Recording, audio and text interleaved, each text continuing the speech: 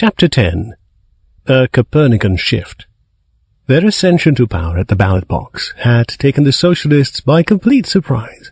They were suddenly in charge and had to act. But it turned out that they had no idea how to put their ambitious program of socializing the economy into practice. The socialist literature of the previous 50 years had never dealt with the question of how society, that is, in practice the socialist government, should manage the economy. Such questions were deemed to be unscientific because the advent of socialism would come by inexorable law of nature.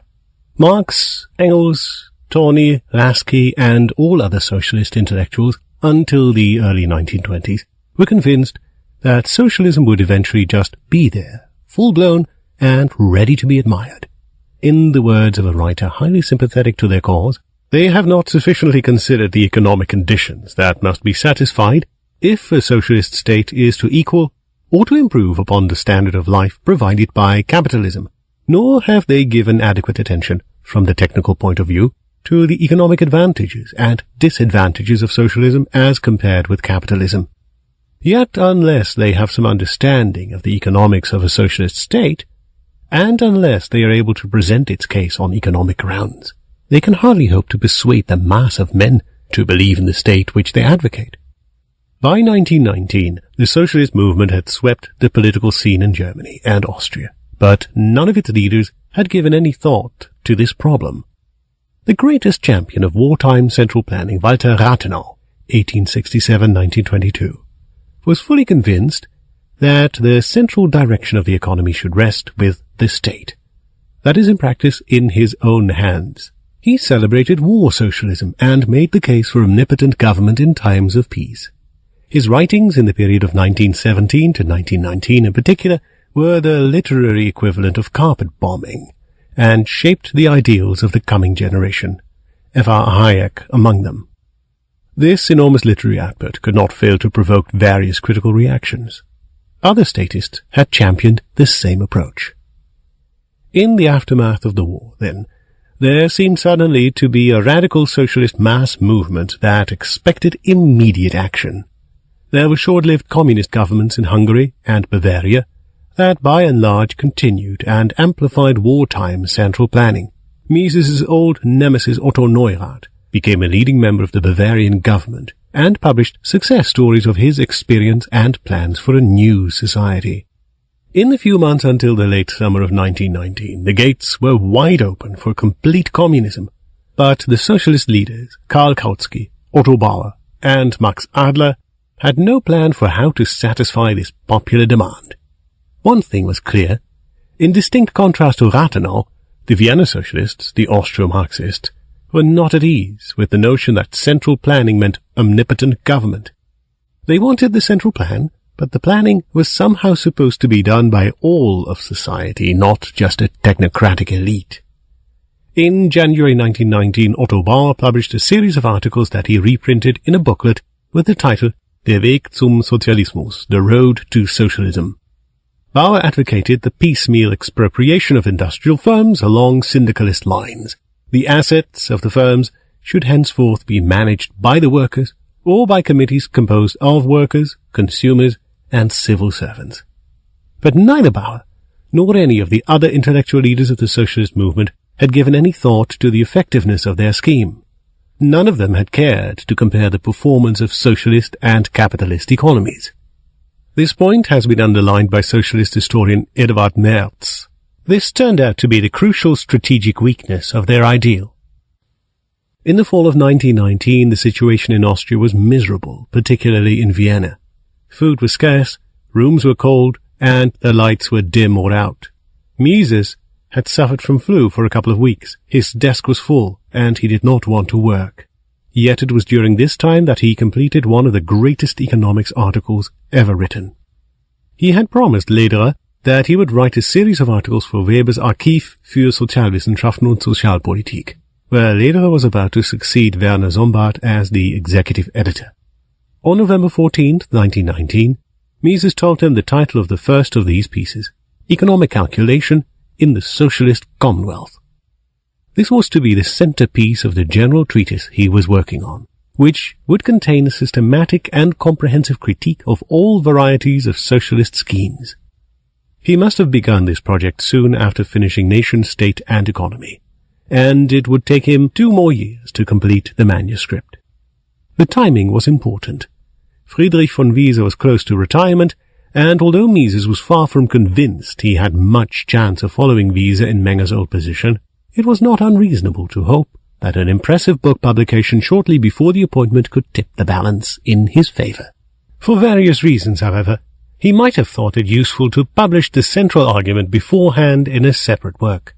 One was the hope of having an immediate impact on Austrian policies, but there was also a pedagogic rationale from the early publication of the chapter on economic calculation. Mises intended to prove that pure socialism was an economic impossibility, and this proof relied on a consideration that had so far escaped the notice of economists. In fact, his proof squarely contradicted one of the most cherished doctrines of the dominant Wieserian paradigm, Wiese's theory of imputation. The advanced publication of the calculation chapter would give his readers time to absorb the central thesis of his larger treatise on socialism.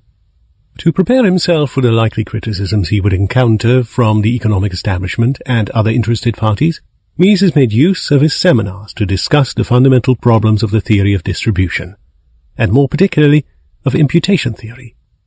A short lecture by the mathematical economist Dr. Ernst Seidler opened the first 3 sessions of the university seminar in October 1919. These were entirely dedicated to the problem of imputation. It is likely that Mises confronted his students at this point with his new ideas. Unfortunately, no records of the meetings have survived. The discussion must have touched on the more subtle problems of economic theory, problems beyond the grasp of most of the students. This was probably Mises' motivation for starting a separate, smaller group, limited to more advanced members. The argument. During the first weeks of the winter semester, Mises fine-tuned his article on economic calculation, addressing various criticisms and remarks from his seminars. He eventually gave the first formal presentation in early January 1920 in a meeting of the Nationalökonomische Gesellschaft. In the assembly were some of the world's best economists and Marxist scholars, Josef Schumpeter, Alfred Hamon, Max Adler, Helen Bauer, and several other participants at this meeting had known Mises for many years as a passionate champion of individualism and a fierce critic of socialism. He was considered more challenging than most critics who tended to focus on the past failures of applied socialism. Mises knew in detail socialism's abysmal record, but he focused his criticism on theory, not history. Advocates could always dismiss past failures as irrelevant to the viability of a future socialist Commonwealth, but Mises challenged the very possibility of their plans ever succeeding. In his Nation, State and Economy, he had discussed the standard criticism that the socialists overstated the extent to which people would enjoy work for its own sake. The socialist reply was that people currently loathed hard work only because of the market economy in which they were objectively alienated from their labor and its products. The future would bring forth a new socialist man, who no longer indulged in selfishness, but found instead his greatest satisfaction in the good of the collective. Mises countered that no country had ever enjoyed the altruism of so many new socialist men more than the German Reich under Wilhelm II. If the socialist government could not succeed in Germany, where else could it possibly ever do so? This was a good point, but it was a trivial argument compared to the one Mises brought up in that January 1920 meeting. He now proceeded to explain why socialism was economically inferior, regardless of the psychological condition and motivations of the population. Even if the future were to produce a new socialist man, central planning still suffered a fatal shortcoming. Mises now presented an elaborate discussion of a problem that he had only briefly touched on in Nation, State and Economy, when he mentioned the role of value and monetary calculation in allocating resources within a national economy. He had observed that capital goods constantly had to be replaced, not just to extend the structure of production, but merely to maintain the existing productive apparatus. Which capital goods should be replaced when? As with all economic decisions, there were necessary trade-offs and questions of priority. A rational solution to this problem presupposed that one had clear criteria for judging the extent of wear and tear on the current capital goods. In a static society, in which capital goods always are to be replaced only with others of the same kind, Mises argued. One had a physical yardstick, namely, the existing structure of production. But in an economy subject to change, this simple method does not suffice for most means of production, for the used up and worn out means of production are replaced not by ones of the same kind, but by others. In such a dynamic context, calculation in physical units, which suffices for the primitive conditions of a stationary economy, must therefore be replaced by calculation of value in money. Mises went on to describe the social function of the businessman's calculations. Individual capital goods disappear in the production process.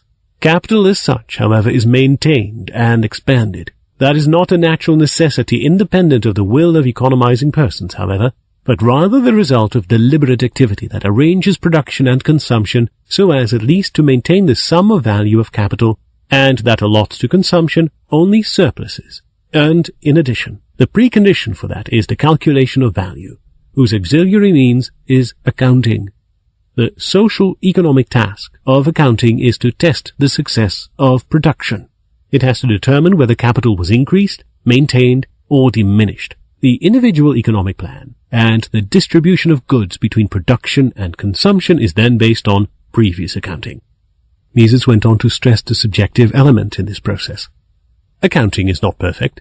The exactness of its numbers, which strongly impresses the uninitiated, is only apparent. The evaluation of goods and claims that it must work with is always based on estimates, resting on the interpretation of more or less uncertain elements. Mises began his January 1920 talk along the same lines, stressing the vital importance of the economic calculus for the allocation of factors of production. His audience concurred. Most of them regretted that economic calculation as it was actually practiced was a profitability calculus that reflected the mere private interests of capitalist investors, but none of them questioned the fact that calculation of some sort epitomized rationality in economic affairs. Where all other criteria might be challenged, algebra and arithmetic stood fast. Now Mises came to the heart of his argument, which he presented in two bold theses. 1. Socialist societies could not rely on economic calculus, such as it is known in market economies, because entrepreneurial calculations are based on money prices for factors of production. Such prices cannot exist in socialism, because prices can only come into existence through exchange, and exchange presupposes the existence of at least two owners.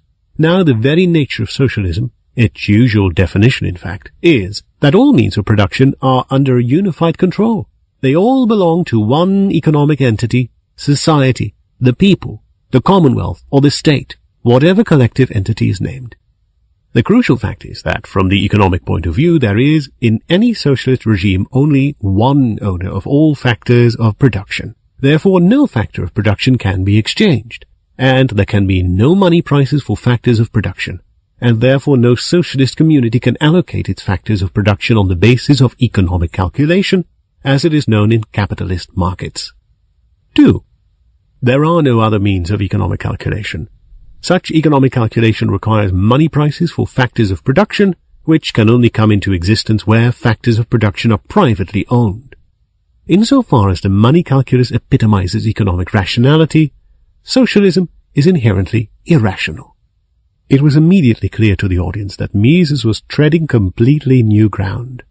Socialism had been criticized from many angles, but hardly anyone had doubted that the central planners could achieve gains in efficiency. Mises's thesis, if true, would strike at the heart of the socialist agenda. It would elegantly and crushingly refute Marx and his modern heirs, the English Guild socialists and the fashionable Austro-Marxist theoreticians, many of whom were in the audience at Mises's presentation. In short, Mises's paper was an all-out attack on the very foundation of the economic case for socialism, a refutation of its central tenet, which by the end of the war had become universally accepted. It later turned out that Mises had an important predecessor in Nicolaas G. Pierson, the eminent Dutch economist, who was also Minister of Finance and Governor of the Dutch Central Bank. In an exchange with Austro-Marxist Karl Kautsky, Pierson had argued that any economic system would have to solve the problem of value determination, and that the socialists would have to demonstrate how this determination could be achieved without a system of market prices. Pearson's original 1902 essay was written in Dutch, and therefore did not reach a wider public in Germany and Austria. It was translated into German and English only after Mises's essay had started the debate independently. The ensuing debate both clarified the critical aspects of Mises's argument and foreshadowed the various tacks that socialist theorists would take in the coming years as they attempted to defend the viability of their system against the revelation of its fundamental economic irrationality. Mises later summarized the discussion in a letter to Lederer. My first concern is to show that economic calculation as it is practiced in the free economy is inconceivable in a socialist commonwealth, because it is built on the premise that money prices are formed for the means of production. This part of my presentation has generally met with full consent in the discussion in the Nationalökonomischen Gesellschaft. Even Max Adler and Helene Bauer have made objections on merely one point, namely, that economic rationality will choose other ways and means in the socialist commonwealth than they will in the free economy. But what these means will be, they could not specify. Amon, too, fundamentally agrees with my argument. I have just told him on the telephone that you would like him to put together some remarks on my paper for the archive. He replied he could not comply because he fundamentally agreed with the negative side of my argument, but was unable to make a positive proposal for the institution of an economic calculation in the socialist commonwealth. Schumpeter made the following proposal. The socialist commonwealth gives each comrade a certain amount of accounting money as income, and then leaves it to free pricing to bring about prices through exchanges. This proposal is, however, unsuited to circumvent the problem I have pointed out. For the higher order goods remain extra commercium. Consequently, it is impossible to sort out prices for them even in terms of this accounting money, and thus economic calculation becomes impossible in the sphere of production.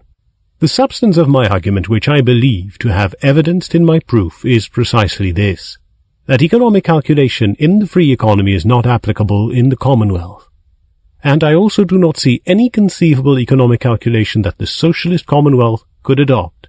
I believe that this presents the most important problem of socialization, a problem far more important for socialist theory than, formerly, the problem of the average rate of profit. Mises's comparison in the last sentence refers to a debate initiated by bohm-bawerk, who had subjected Marx's theory of the average rate of profit to scathing and devastating criticism. This was the beginning of what turned out to be the protracted socialist calculation debate, which continues to be one of the most significant controversies in modern economics. The meeting of the Nationalökonomische Gesellschaft had ended in triumph for Mises. He had turned the obligatory rearguard action that everybody expected him to deliver into a surprise attack against the very heart of socialism. Vienna's Austro-Marxist elite was left speechless. They had believed that the intellectual war had long been won, and that all that was left was the resistance of special interests and the unenlightened. His triumph would become ever more complete over the following weeks, months, and years, when it became increasingly obvious that the objections of his opponents were spurious, and that he had already anticipated most of them. Emil Lederer's comments are a case in point. He did not attend the January 1920 meeting of the Nationalökonomie Gesellschaft, but sent Mises his typewritten comments in an undated letter. Just as Adler and Helene Bauer, he waxed eloquent about the blessings of an as yet unknown socialist calculation system, which would incorporate alternatives to capitalist money calculation. But he did not state what such a system would consist in. Lederer claimed that a future socialist economic calculation would be essentially different from capitalistic calculation in that many moments would be included in the calculation. Some would be lacking, and some would be evaluated differently. This all points to another kind of system, but a system nevertheless. It is at that point within a system where universal factors are found that operative methods of calculation for the system originate. Lederer also observed that capitalist accounting does not give photographs of reality, but only stylized models, which heavily depend on the subjective element of the entrepreneur's judgments. But Mises had already conceded these points, which were irrelevant to his thesis. In fact, he did not claim that economic calculation was more objective in capitalism than in socialism, but that any economic calculation required the existence of money prices for capital goods. It is true that in capitalism the relevant prices, future money prices, had to be guessed, but the point was that only in capitalism were there any prices to be guessed at all. Similarly, Lederer misinterpreted Mises's claims that socialist economies could not be rationally directed to mean that socialist societies would not produce any rational leaders. But Mises's real point was that socialism would be deprived of any criteria whatsoever for the rational allocation of resources. Without such criteria, even the greatest leader would be unable to organize the structure of production in an efficient way. Mises wrote, "It is not at all my contention that a socialist commonwealth would not develop leader types. I assume, though, that these leaders will not excel in the rational, but in the sentimental and intuitive sphere. A good assumption indeed." Mises here sums up the essence of political leadership in the age of the omnipotent state. The intellectual context. The political implications of Mises's argument were obvious. If Mises was right, full socialism was not a viable option. Only capitalism or some mixed economy that accommodated the market remained on the menu of feasible political constitutions. Yet Mises's socialist calculation argument had a much wider theoretical significance than was apparent to most economists in the 1920s and 1930s. It was in fact the first and decisive step toward building the theory of production on completely different foundations from those dominant in the economic mainstream, of which the Austrian school was still a part. Thanks in particular to the writings and towering personal influence of Friedrich von Mises, most Austrian school economists had unwittingly come to accept John Stuart Mill's dogma that production and distribution are two separate spheres of human life, which are separable in both economic analysis and political practice. In Mill's view, production was essentially a matter of technology, whereas distribution was a question of distributive justice, and economic science dealt exclusively with one particular distributive system, namely the market economy. Says Mill, "It is evident that of the two great departments of political economy, the production of wealth and its distribution, the consideration of value has to do with the latter alone, and with that, only so far as competition, and not usage or custom, is the distributing agency. The conditions and laws of production would be the same as they are if the arrangements of society did not depend on exchange, or did not admit of it. Accordingly, questions of ownership and of appropriation were deemed to be the proper subject of legal scholarship, not economic analysis. This account of the relation between production and distribution did not comport well with Karl Menger's theory of the order of goods, according to which higher-order goods derive their value from lower-order goods, and thus, ultimately, from consumers' goods. Factors of production are valuable only because they serve to produce consumers' goods. The value of streets, machines, cars, petroleum, etc. is thus derived from the value of the enjoyment that they help bring about. This common-sense observation turned classical economics on its head. The cost of production theories of value held that consumers' goods are valuable only because they are produced with valuable inputs. It was not a straightforward task to explain precisely how factors of production derive their value from the value of consumers' goods. What does it mean to derive value, or, in other words, what does it mean to say that an actor imputes the value of a consumer's good to a factor of production? Karl Menger had only very briefly dealt with the problem of imputation, Zurechnung. Notice, however, that Menger had no predecessor for his solution of the problem of joint production. It is safe to say that he and bohm-bawerk believed that the value of consumers' goods depended on the legal situation of the acting individuals. Hence, in their view, production was interrelated with distribution. But in their writings, both focused heavily on the conditions existing in a market economy and neglected the question of how the results of the analysis were modified under the impact of different legal frameworks. The only early Austrian who addressed the problem of the relationship between value and distribution in any systematic way was Friedrich von Mises. He recognized the importance of the question and proposed an original answer that he based on an elaboration of Menger's theory of value imputation. Menger had based his analysis of imputation on the premise that value is a quantity, or at any rate some sort of extensive entity. This assumption was necessary for his imputation theory, because if value did not have such an extended nature, it would be unintelligible from what it was that was imputed to something else. It was also an assumption shared by the greatest authorities in German economics. Consider the number 1 German economics textbook of Menger's day, Karl Heinrich Rau, Grundsätze der Volkswirtschaftslehre. On page 166, he says, "Nobody freely and deliberately enters into a losing deal, that is, a deal in which the exchanged value is of a lesser nature than that which was surrendered." And it certainly did not contradict the dominant interpretation of the new marginalist approach, which, thanks to the efforts of Mises, was commonly perceived to be a psychological approach dealing with feelings of satisfaction and levels of satiation. And these feelings can vary in strength and duration. Mises unquestioningly adopted Menger's premise that value is a quantity, and added further speculations on the nature of value to the Mengerian fabric. In particular, he came up with 2 new claims about value that would prove to have great significance for the political implications of his own value theory, and which foreshadowed the way economic analysis would be practiced during the rest of the 20th century. First, Mises advocated the use of the fiction that one could meaningfully speak of value without respect to the wealth or income of the acting person. He himself recognized this stipulation as a fiction, and he justified the use of fictions as a necessary device of scientific analysis.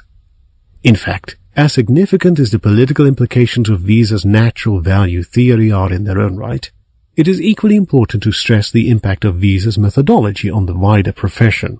Mathematical economics had made no secret of the fact that their reasoning relied on fictions, even though they believed that the error introduced by unrealistic stipulations was negligible in most cases. In contrast, verbal economists like Menger stressed the necessity for science to describe reality. They were reluctant to use mathematical tools precisely because they saw no way to reconcile the use of such tools with their quest for realism. Mises broke with this tradition by consciously insisting on the legitimacy of deductions from fiction. The value that is independent of income and wealth is natural value. Of course, the natural value of capital goods is derived from the natural value of consumers' goods. How the natural value of consumers' goods is imputed to capital goods is the subject matter of imputation theory. Second, natural value is objective in the sense that it is the same for all persons. For example, Mises claimed that an increase in the quantity of money entailed the same decrease of the value of money for every individual, and he therefore also held that the marginal value of any given amount of money is lower for a rich person than for a poor person. Thus, in spite of some statements in which he stressed that value was always related to an acting individual, in his theory of natural value, Mises completely dissociated the value of goods from any context of concrete human action. This was the starting point for his theory of the shortcomings of capitalism and also for his policy recommendations. It is obvious that real-life monetary economies are not likely to bring about the same results as an economy in which natural value reigns. According to Mises, only if all members of society are perfectly equal in their wealth and income position do the values of a monetary economy coincide with natural values. And since natural value is the economic ideal of all possible real economies, it follows that economic policy should make sure that all factors of production be treated according to their natural values.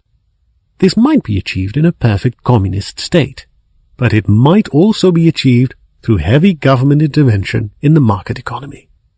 The practical nub of Mises' theory and his great innovation was to turn upside down the roles of value theory in production and distribution.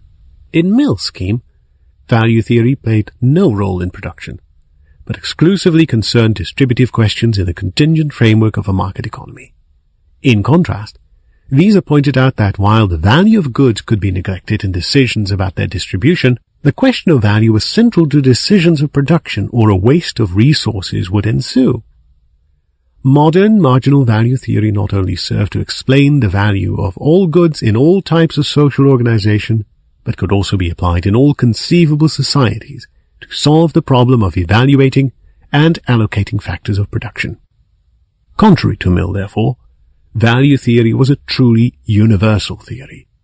And we might add it was a truly scientific theory, because it did not commit the academic economist to any particular political program, just as Maxwell's equations did not commit a physicist to any political party.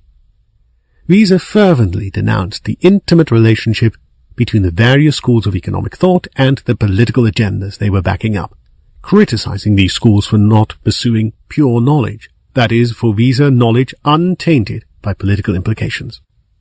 In contrast, his approach covered a certain most inner domain of economic truths relating to elements that remain common to all social organizations. Clearly, this guaranteed political impartiality and therefore, in his view, scientific objectivity. Capitalist calculation in terms of money prices was only one particular application, and a rather deficient one, of the general principles of value calculus.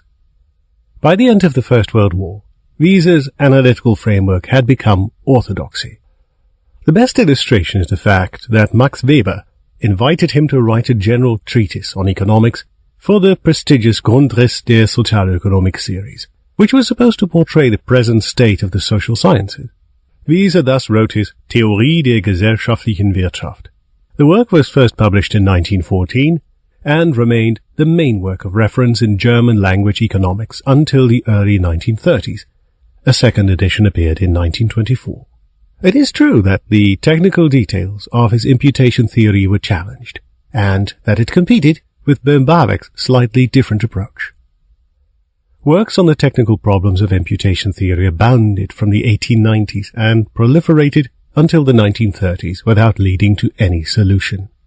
But the general postulates and distinctions on which value imputation theory relied had not met with serious resistance from any major champion of theoretical economics. Most notably, bohm-bawerk had no substantial objections to offer. He was not enthusiastic about Mises' emphasis on the use of fictions in economics, but he too adopted Menger's conception of value as an extended entity that can be imputed to other objects. Thus he compounded the confusion that Mises had created among younger economic theorists. The only theoretical challenge to the Misesian orthodoxy came from a young Russian Marxist who, for some time, had been a member of bohm-bawerk's seminar and who later became Soviet Russia's top economist. In his Economic Theory of the Leisure Class, which was first published in Russian in 1917, Nikolai Bukharin presented an all-out attack on the new marginalist price theory, selecting as his prime target the Austrian school because it is generally known that the most powerful opponent of Marxism is the Austrian school. One of Bukharin's main objectives was to explain why the Austrian pretensions to the universality of the value theory were untenable. He observed, "While Marx is concerned with the historically determined relations between men, bohm-bawerk presents universal forms of the relations between men and things." But he went on, "These universal forms are not sufficient to explain market prices because market prices result, among other things, from certain contingent features of the capitalist system, most notably private property and the production of commodities." Said Bukharin, "It is obvious that even the most fundamental phenomenon of political economy, that of value, cannot be explained on the basis of the circumstance common to all times and peoples, that commodities satisfy some human need. Yet, this is the method of the Austrian school. We therefore reach the conclusion that the Austrian school is pursuing an absolutely erroneous methodological course in ignoring the peculiarities of capitalism." Mises' socialist calculation argument buried the old Misesian approach, but it also overturned the doctrines of Mill and Marx as well. First, Mises joined with Bukharin in his critique of the older Austrians by arguing that there can be no general principle of value calculation because there is no such thing as value calculation in the first place. There is only price calculation, and it comes into existence only at those times and places where the means of production are privately owned. The existence of economic calculation is a historically contingent event. Second, Mises showed that this very historical contingency of the economic calculus played out against Marx and the Marxists. Rationality in economic affairs exists only to the extent that capital goods are privately owned, and the reverse holds true as well. The more socialist any given historical order was, the less rational it was. A rational economic order is not a fact of nature, but depends entirely on fragile institutions that need to be cultivated through a sustained cultural and political effort. Third, Mises smashed Mill's dogma of the separate realms of production and distribution. Production in capitalism is guided by the individual businessman's calculations, but these calculations are contingent on the existence of private property in the means of production. They cannot be performed in systems lacking such property rights. It follows that production does depend on distribution and distribution on production. They cannot be separated. Mises' case for the impossibility of socialist calculation relied on two insights of previous authors which he had integrated into his brief exposition on value theory in Chapter 2 of Theory of Money and Credit. The first of these insights originated from the works of Georg Simmel and Joseph Schumpeter, who had characterized the essence of economic action as exchange. Every human action exchanges a supposedly superior state of affairs against an inferior one. Today one would of course say choose rather than exchange, but the point is the same. As Mises later argued, this essential feature of human action is also the foundation of the phenomenon of value. In the few passages that he devoted to value theory and theory of money and credit, Mises decisively elaborates on Menger's definition of values as the importance that individual goods or quantities of goods attain for us because we are conscious of being dependent on command of them for the satisfaction of our needs. Menger also defined value as a judgment economizing men make about the importance of the goods at their disposal for the maintenance of their lives and well-being. Hence, value does not exist outside the consciousness of men. In Menger's definition of value, which contrasted somewhat with his actual analysis of value, value was a characteristic feature of a single economic good. In contrast, Mises defined the value of one good in explicit context with the value of another good with which it was compared, and he stressed that this comparison was based on choice as it involved acts of valuation. In short, Mises agreed with Schumpeter that value had nothing to do with want satisfaction or any other feelings, and that therefore economists did not have to engage in psychological analysis. Value is ordinal, it is relative, it is a relation. It is not a quantity. Mises emphasized these heterodox observations, then went on to define value as being inextricably bound to human choices. Every economic transaction presupposes a comparison of values, but the necessity for such a comparison, as well as the possibility of it, is due only to the circumstance that the person concerned has to choose between several commodities. With these lines, Mises set the Austrian theory of value, the cornerstone of economic analysis, on a completely new trajectory. Karl Menger had resolutely rejected the notion that the phenomenon of value could somehow depend on human choices. He believed that any reference to free will in this context would deny economics altogether the status of an exact science. He went on, "Whether and under what conditions a thing is useful to me, whether and under what conditions it is a good, whether and under what conditions it is an economic good, whether and under what conditions it possesses value for me, and how large the measure of this value is for me, whether and under what conditions an economic exchange of goods will take place between two economizing individuals, and the limits within which a price can be established if an exchange does occur. These and many other matters are fully as independent of my will as any law of chemistry is of the will of the practicing chemist." Menger therefore stressed the will-independent factors determining the pricing process. Market prices resulted ultimately from individual needs that had to be satisfied with scarce means. He realized that human beings had to have knowledge of this causal connection between means and ends. But the Mengerian analysis of the pricing process paid scant attention to this subjective factor. The posthumous second edition of his Principles, 1923, reinforced the stress on the objective factors of the pricing process.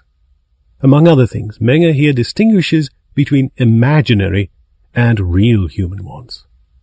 See our discussion in Chapter 14. In Menger's account, the theory of value and prices was a subdivision of a Platonic theory of good.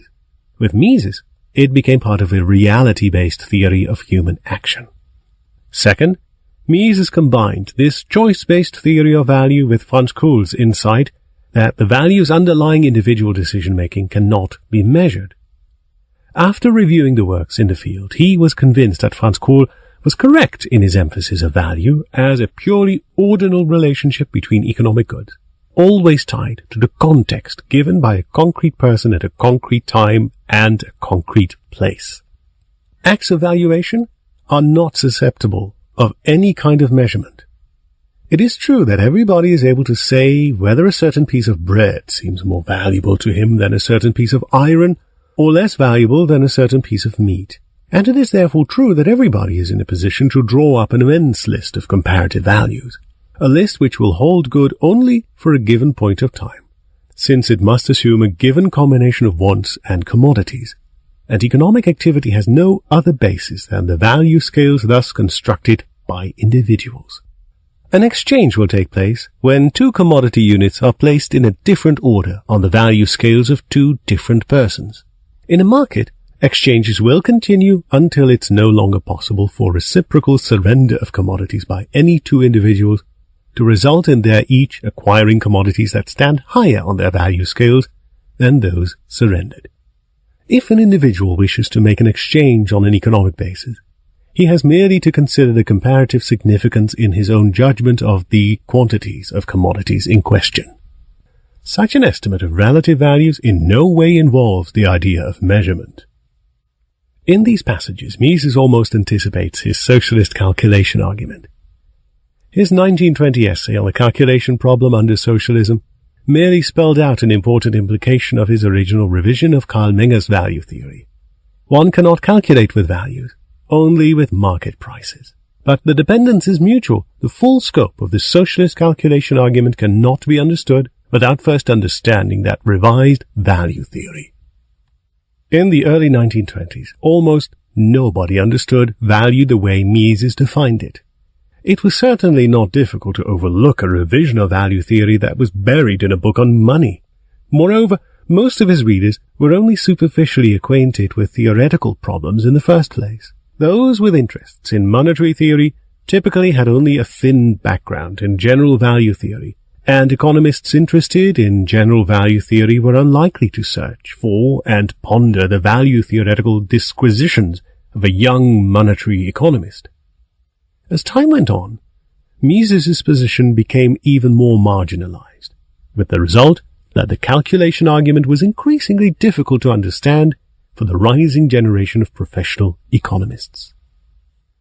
Triumph. By the beginning of 1922, Mises had finished the manuscript of his treatise on socialism, and was looking for a good academic publisher. He had published parts of it beforehand, the chapter on economic calculation. He also tried to publish chapter 3, the social order and the political constitution, in a Festschrift for Max Weber. But this project did not materialize because socialism appeared before the other book. Duncker und Humlot in Munich declined because of the difficult inflationary situation that had begun to wreck the German economy, making the publication of a 500-page scientific treatise a major risk. Moore in Tübingen was interested, but asked Mises to cut 20% of the manuscript. Mises kept looking. In February, he signed a contract with Gustav Fischer in Jena. Their contract had made only vague stipulations about the adjustment of Mises's royalties to the ongoing inflation. This fact is revealing as to Mises's priorities and his sense for business. When prices rose dramatically between the conclusion of the negotiations in February and the completion of the production process in July, Mises was very happy that Fischer raised the honorarium on a courtesy basis by 50%. Mises received 19,200 marks for the book in July 1922. This was the equivalent of $38.92. A few months later, by October 1922, the mark still in precipitous decline, the dollar equivalent of Mises's honorarium shrank to $6.04. We may suppose, however, that Mises was quick to exchange his marks against Kronen, which had a stable dollar exchange rate. Thus, Fischer turned out to be a good choice, and remained Mises's book publisher throughout the 1920s.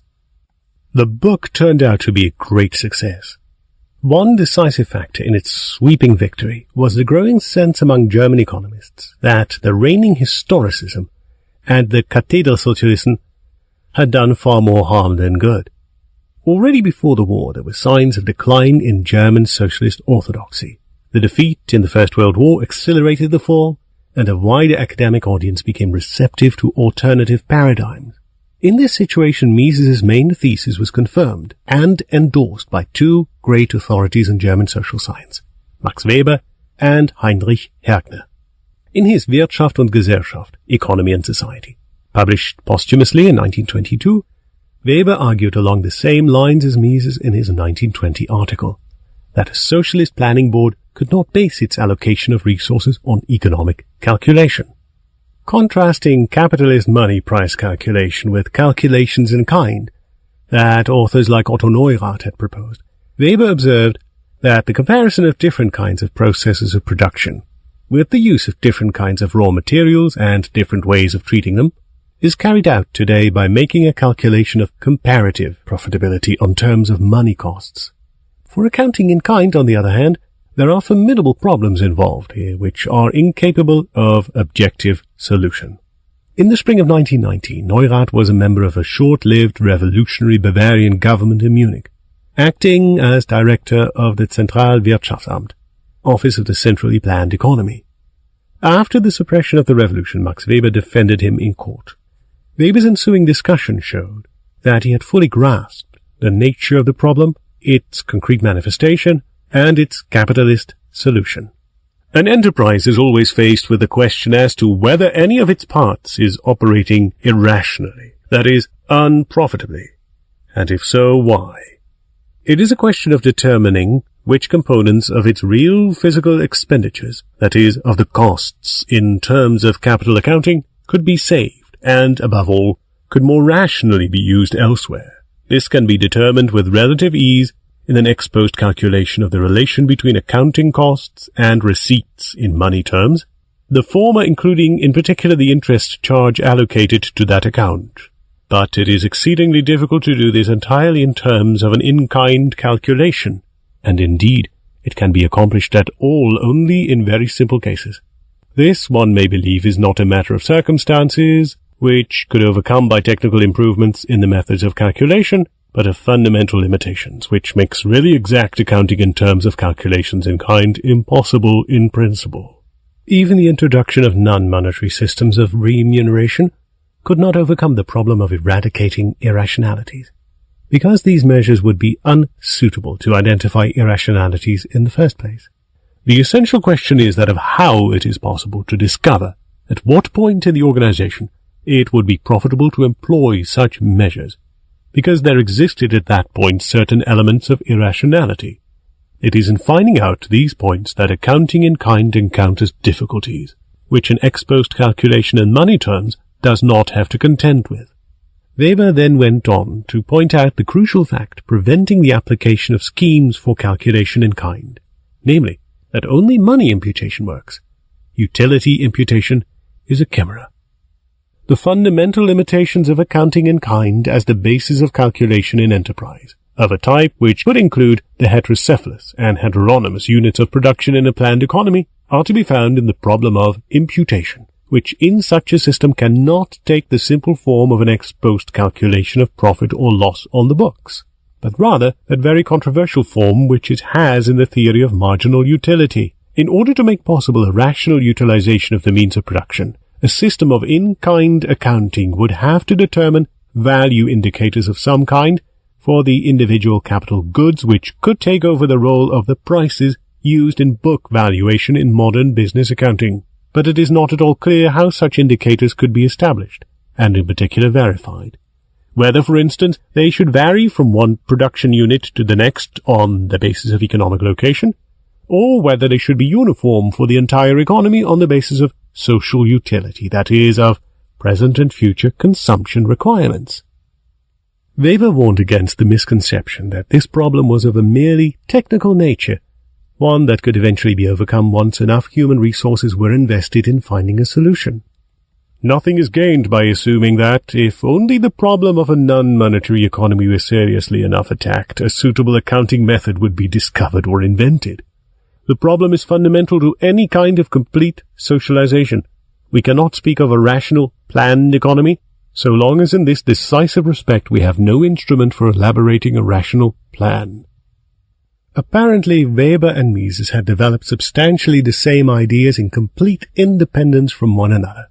Weber died on June 14, 1920, and thus might have read Mises' archive paper, which had come out in February or March of that year. The editors of Economy and Society refer to Mises' work at the end of the chapter on calculation in kind, stating, "During the printing of this work, an essay by Ludwig von Mises dealing with these problems came out." It is likely, however, that Mises provided the initial inspiration for Weber in their many hours of conversation during Weber's visit to the University of Vienna in the summer semester of 1918. Both men were among the faculty of a course for army officers that dealt with various fundamental political problems. In one of these sessions, Weber delivered a lecture on the general problems of socialism. It was subsequently published with his approval from stenographical notes. It is significant that Weber does not even hint at the issue of economic calculation in this lecture. Be that as it may, the important fact is that when Weber died at the age of 56 on June 14, 1920, he and Mises agreed on the socialist calculation question.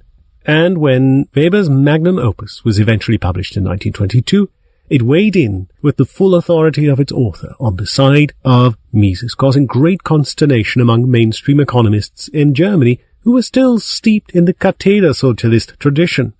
As if to reinforce Weber and Mises, Vladimir Lenin, leader of the world's model of socialism, announced a partial retreat on the economic front. Soviet Russia would begin a new economic policy bringing greater freedom for trade and commerce. Attempts to abolish money in markets had produced precisely the chaos that Mises argued was inevitable under full socialism. But the real knockout for academic socialism in Germany came at the hands of its own vicar. Heinrich Herkner had succeeded Schmoller in his position at the University of Berlin and as the president of the Verein für Sozialpolitik. For practical purposes, this meant he had become Schmoller's heir as head of the historical school and of the German social policy movement. In September 1922, at the Verein's 50th Jubilee meeting in Eisenach, it became obvious that Herkner had to be counted among those who abhorred the excesses of historicism and academic socialism. He called for more moderation, which meant in practical terms a reconsideration of the tenets of classical economics. Herkner stated that even the great Schmoller had confided to him shortly before his death that he was concerned about the inability of the younger generation to think in terms of free trade.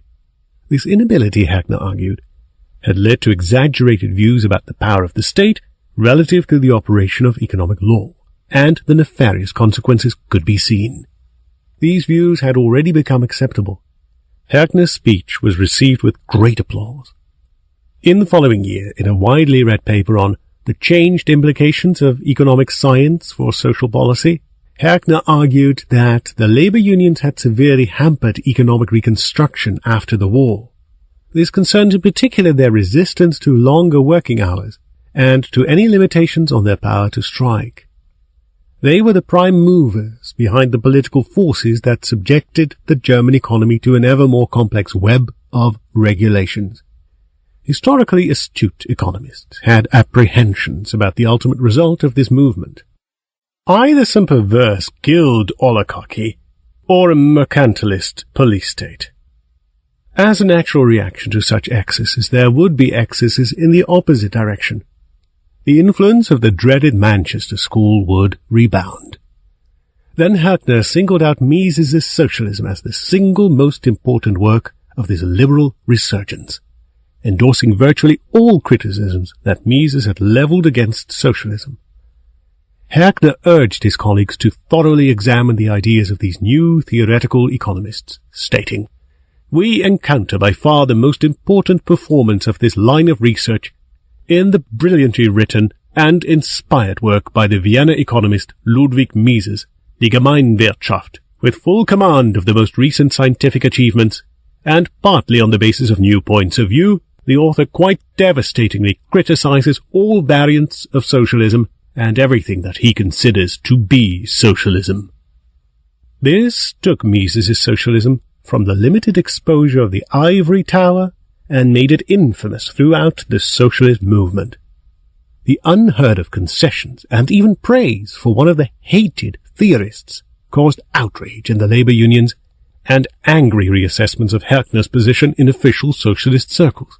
Yet, Herkner's authority also forced the German mainstream economists to re-evaluate their cherished scientific and political tenets. The influential Heinrich Pesch recognized Mises as the head of the new Manchesterism. He explained, "Because of his clever and original critique of socialism, Mises has met with regard and approval even among those authors who, in distinct contrast to him, advocate the legal protection of children and women and compulsory workers' insurance." Pesch was the leading champion of Solidarism, a version of socialism that Mises had criticized in his book. Many of these authors now began to see that the unsuccessful application of socialist schemes in the post-war period had nothing to do with a lack of psychological or ideological preparedness on the part of the population. It sprang from the inner deficiencies of those schemes themselves, flaws highlighted in the works of Mises and Weber. More and more scholars came to renounce their former socialist ideals. This process came to be known as the crisis of social policy. How much Mises and his work stood at the center of this crisis can be inferred from the fact that by October 1924, more than 20 monographs and papers had been published on the sole subject of economic calculation. Some 35 years later, Mises evaluated the impact of his socialist calculation argument and found it had shifted the terms of subsequent debate. He observed that all arguments advanced in favor of the great reform collapsed. From that time on, socialists no longer based their hopes upon the power of their arguments, but upon the resentment, envy, and hatred of the masses. Today, even the adepts of scientific socialism rely exclusively upon these emotional factors. The basis of contemporary socialism and interventionism is judgments of value. Socialism is praised as the only fair variety of society's economic organization. The incomplete revolution. The kernel of Mises' theory of calculation is this. While calculation in terms of money prices is the essential intellectual tool of entrepreneurs acting in a market economy, calculation in terms of value is impossible. A calculus can only be performed with multiples of an extended unit. For example, one can add one apple to another apple, or one grain of silver to another grain of silver. In contrast, one cannot add a telephone to a piano concerto, and still less can one add wittiness to silence. These things are incommensurable, and therefore cannot be linked through mathematical operations. So it is with value. One cannot quantify the value of a thing, because value is not extensive, and therefore not measurable. However, value can be qualitatively imputed from consumer goods to factors of production in the sense of a value dependency. Those factors of production are valuable only because they serve to produce valuable consumer goods. But there is no such thing as quantitative value, and thus no value calculation. There is only price calculation. In the 1940s, Mises expressed this idea with great clarity in his economic treatise, which summarized a lifetime of reflection on this problem. One can add up prices expressed in terms of money, but not scales of preference, that is, value scales. One cannot divide values or single out quotas of them. A value judgment never consists in anything other than preferring A to B. The process of value imputation does not result in derivation of the value of the single productive agents from the value of their joint product. It does not bring about results which could serve as elements of economic calculation. It is only the market that, in establishing prices for each factor of production, creates the conditions required for economic calculation. Economic calculation always deals with prices, never with values. A few years later he wrote, "Value is not intrinsic. It is not in things and conditions, but in the valuing subject. It is impossible to ascribe value to one thing or state of affairs only. Valuation invariably compares one thing or condition with another thing or condition. It grades various states of the external world. It contrasts one thing or state, whether real or imagined, with another thing or state, whether real or imagined, and arranges both in a scale of what the author of the judgment likes better and what less." These insights opened up new perspectives on the social sciences and on the evolution of human societies. If compelled to single out the idea that best characterized Mises's overall contribution to human knowledge, one would have to name his general theory of economic calculation. The 1920 article on socialist calculation was the first step toward the elaboration of this theory.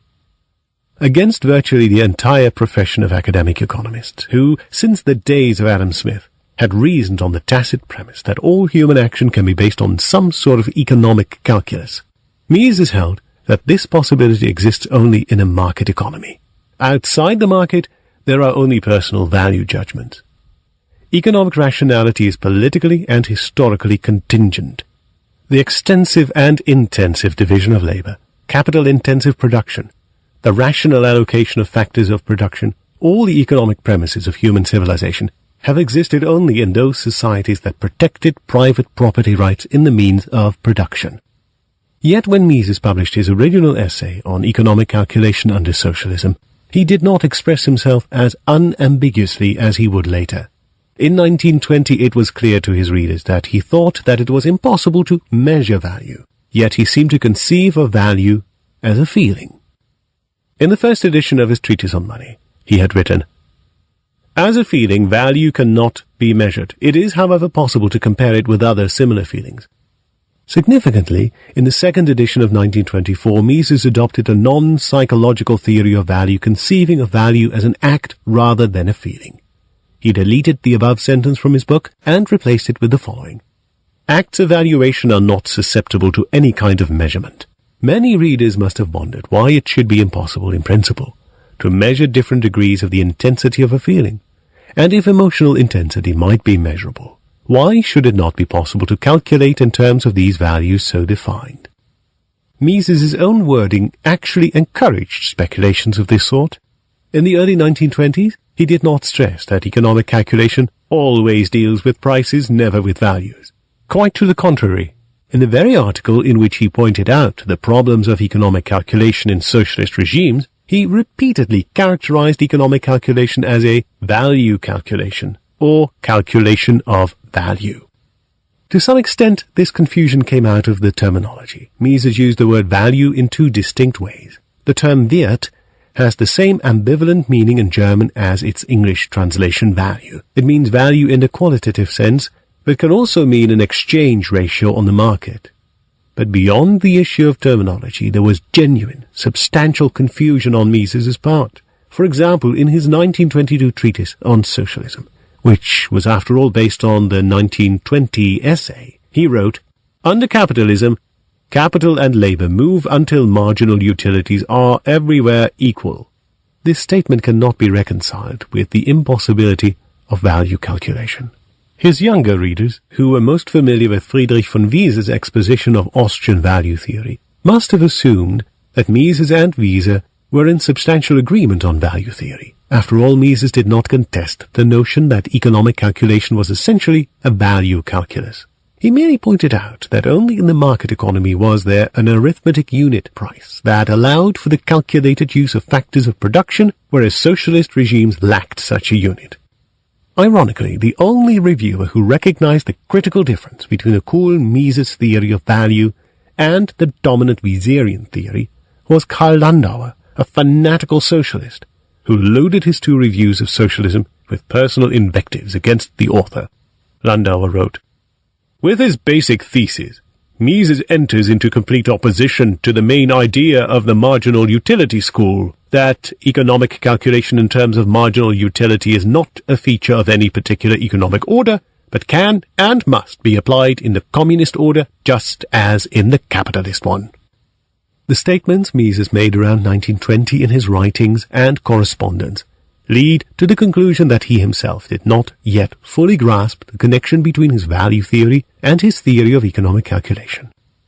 In none of these early writings could he bring himself to the categorical judgment that economic calculation always deals with prices, never with values.